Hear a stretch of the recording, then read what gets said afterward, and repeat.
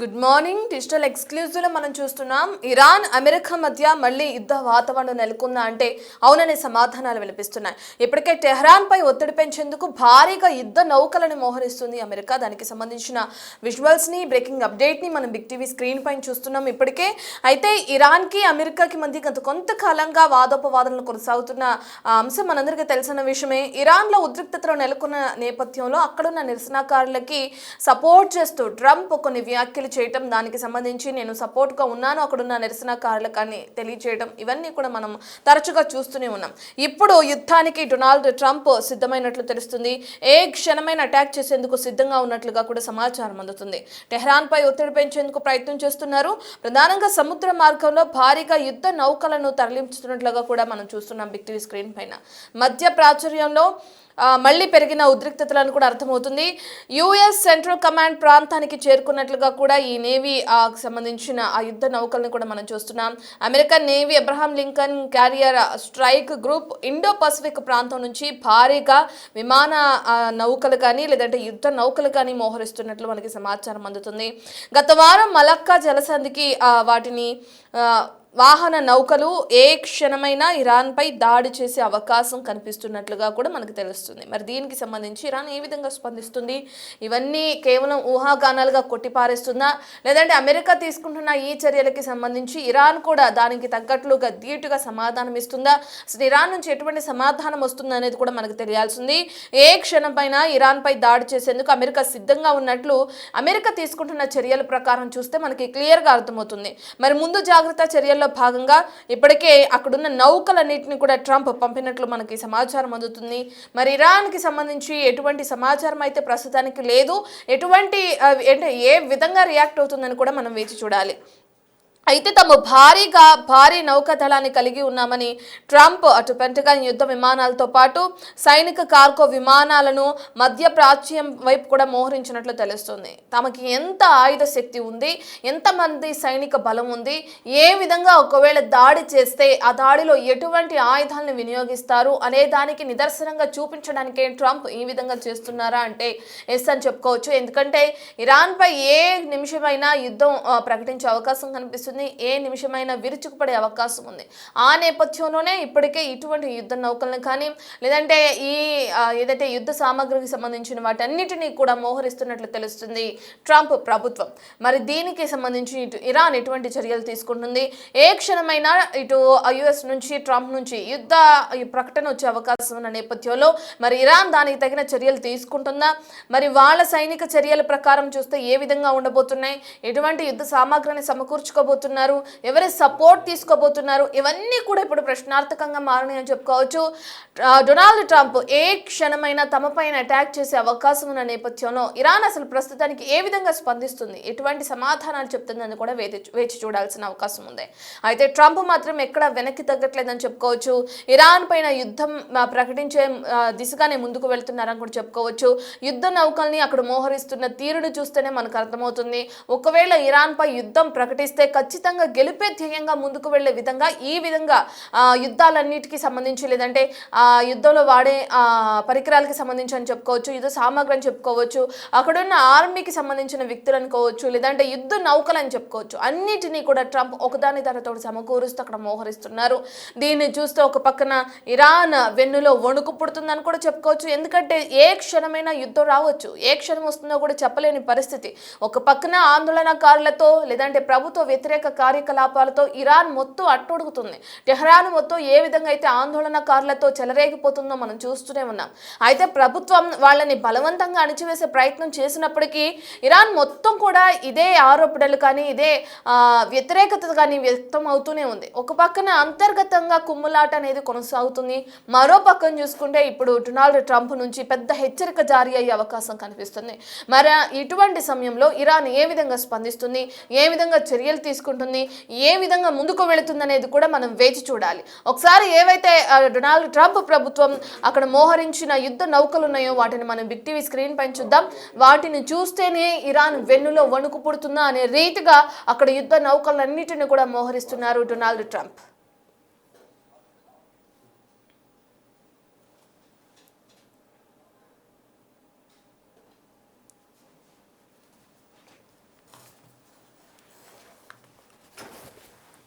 Yes, మనం చూస్తున్నాం ఇప్పటికే యుద్ధ నౌకల్ని మోహరించారు డొనాల్డ్ ట్రంప్. అయితే ఇవి కేవలం యుద్ధం ప్రకటించే దిశగానేనా, లేదంటే వేరే అవసరాల నిమిత్తం అక్కడ ఉన్నాయా? ఒకవేళ యుద్ధం ప్రకటిస్తే ఇరాన్ ఏ విధంగా స్పందిస్తుంది? ఈ డీటెయిల్స్ అన్ని అందించడానికి మా ప్రతినిధి ఢిల్లీ నుంచి శివ అందుబాటులో ఉన్నారు. శివ, మనం చూస్తున్నాం ఒక పక్కన యుద్ధ వాతావరణం నెలకొనే అవకాశం కనిపిస్తుంది. అంతర్గతంగా అక్కడున్న ఆందోళనకారులతో వ్యతిరేకతని వ్యక్తమవుతున్న నేపథ్యాన్ని కూడా చూస్తున్నాం ఇరాన్లో. మరో పక్కన చూస్తే డొనాల్డ్ ట్రంప్ హెచ్చరికలు. అసలు ఇరాన్ ఏ విధంగా స్పందిస్తుంది, ఏ విధంగా ముందుకు వెళ్తుంది అనుకోవచ్చు శివ? ప్రధానంగా ఇరాన్ అమెరికా మధ్య మరో యుద్ధం నెలకొనే అవకాశం అయితే ప్రధానంగా కనిపిస్తోంది. ట్రంప్ ఆదేశాలు ఇచ్చినట్లుగా కూడా వైట్ హౌస్ వర్గాలు చెప్తూ ఉన్నాయి. ఇక సముద్ర మార్గంలో భారీగా యుద్ధ నౌకల తరలింపు అనేది ఇప్పటికే జరిగింది. యుఎస్ సెంట్రల్ కమాండ్ ప్రాంతానికి అవన్నీ కూడా చేరుకున్నాయి. America navy Abraham Lincoln carrier strike group ఇప్పటికే ఈ సరిహద్దుకు చేరుకుంది. ఈ ఇరాన్ సరిహద్దుకు ఇటు ఇండో పసిఫిక్ ప్రాంతంలో యుద్ధ నౌకల మోహరింపు కూడా దాదాపు జరిగిపోయింది. ఇక గత వారం మలక్కా జలసంధిని దాటింది ఈ వాహన నౌక. ఇక ముందు జాగ్రత్త చర్యలో భాగంగానే ట్రంప్ ఈ నౌకలను అక్కడ పంపించినట్లు కూడా తెలుస్తోంది. అయితే ఇప్పటికే ఈ ట్రంప్ దాడులు చేస్తారని భావించిన ఇటు Iran supremo Khamenei, Ayatollah Khamenei అని అక్కడున్న భద్రతా సిబ్బంది అంతా కూడా అండర్ గ్రౌండ్ బంకర్లోకి పంపించేసేందుకు కూడా ప్రచారం జరుగుతోంది. ప్రజెంట్ అక్కడ బాధ్యతలని ఖమేనీ కుమారుడు చూస్తున్నట్లుగా కూడా పరిపాలన బాధ్యతలు తెలుస్తోంది.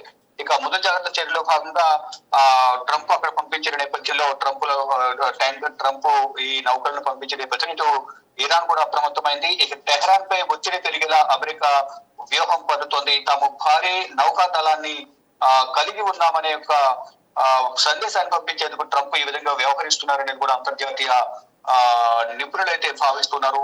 పెంటగాన్ యుద్ధ విమానాలతో పాటు సైనిక కార్గో విమానాల మధ్య ప్రాచ్యం వైపు కూడా ఈ వాహన నౌకలను, యుద్ధ నౌకలను కూడా ట్రంప్ మోహరించారు. ఇటు at the same time Iran కూడా సిద్ధంగా ఉంది ఎదుర్కొనేందుకు. ట్రంప్ కనుక దాడి చేస్తే ప్రతిదాడి చేయాలనేది కూడా ఇరాన్ భావిస్తోంది. దానిలో భాగంగానే మరోసారి యుద్ధం వస్తే కనుక ఏం జరగబోతోంది, ఎంతమంది ప్రాణాలు కోల్పోవాల్సి వచ్చింది, సాధారణ ప్రజలు కానీ ఇరు దేశాలకు సంబంధించిన సైనిక భద్రతా బలగాలని కూడా ఎంతమంది ప్రాణాలు కోల్పోవాల్సి వస్తుందనే భయం మాత్రం అందరిలో నెలకొంది ఇరువైపులా కూడా.